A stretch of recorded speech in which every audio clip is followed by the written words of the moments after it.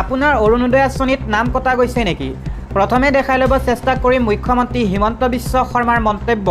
যিমান জীৱিকা সখী বাইদেৱে অৰুণোদয় পোৱা নাই, আমি ডাইৰেক্টলি আপোনালোকক অৰুণোদয় দি দিম।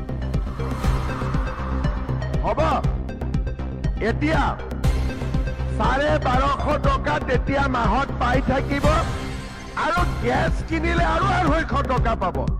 মাজত মাত্ৰ এটা সপ্তাহ, লাখ লাখ মহিলাৰ একাউণ্টত সোমাব চৰকাৰৰ ধন। আপুনি পূৰ্বতে পাই থকা অৰুণোদয় হঠাৎ বন্ধ হৈ গৈছে নেকি? আপোনাৰ তালিকাৰ পৰা নাম কটা গৈছে নেকি? তেন্তে আজিৰ এই ভিডিঅ'টো আপোনাৰ কাৰণে অত্যন্ত দৰকাৰী, গতিকে ভিডিঅ'টো স্কিপ নকৰাকৈ শেষলৈকে চাই থাকিব। তালিকাৰ পৰা নাম কৰ্তন হোৱা প্ৰতিগৰাকী মহিলাই লাভ কৰিব চৰকাৰৰ অৰুণোদয় আঁচনি। আপুনি DC অফিচলৈ নোযোৱাকৈ লাভ কৰিব চৰকাৰৰ এই 1250 টকাকৈ ধন।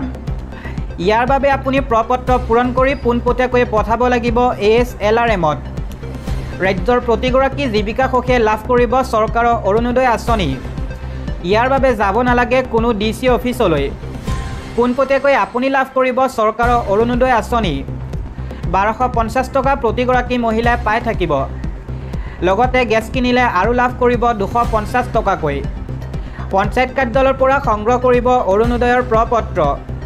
অসমত নতুনকৈ 35 লাখ মহিলাই লাভ কৰিব চৰকাৰৰ অৰুণোদয় আঁচনি। 17 ছেপ্টেম্বৰৰ পৰা 35 লাখ মহিলাই পাব চৰকাৰৰ অৰুণোদয় আঁচনি। এই সন্দৰ্ভত ডাঙৰ ঘোষণা কৰিছে ৰাজ্যৰ মুখ্যমন্ত্ৰী হিমন্ত বিশ্ব শৰ্মাই।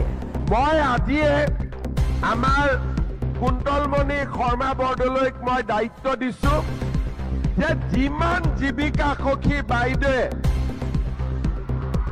এতিয়ালৈকে কোৱাই নাই, মই যিমান জীৱিকা সখী বাইদেৱে অৰুণোদয় পোৱা নাই, আমি ডাইৰেক্টলি আপোনালোকক অৰুণোদয় দি দিম।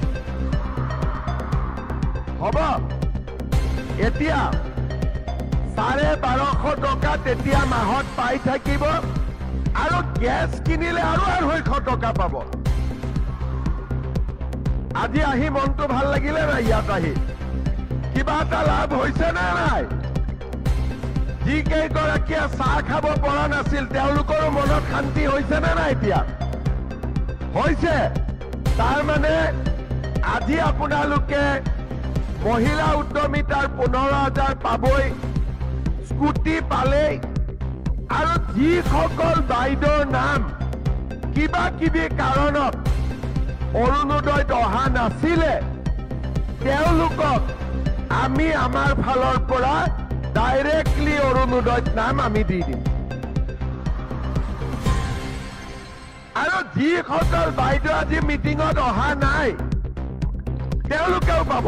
তাৰমানে বহুত কেইগৰাকী বাইদেউ আজি ইয়াত অহা নাই, আগতে স্কুটি পালে, তেওঁলোককো আমি দিয়াৰ ব্যৱস্থা কৰিম।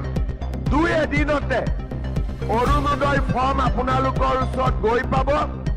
আপোনালোকে ফিল আপ কৰি আমাক ডাইৰেক্টলি পঠাই দিব ASLRM-ত। DC তাত নগ'লে হ'ব, আপোনালোকৰ নাম ইয়াত আমি ডাইৰেক্টলি বেংক একাউণ্ট দি ভৰাই দিম। কাকো আপোনালোকে ক'ব নালাগে।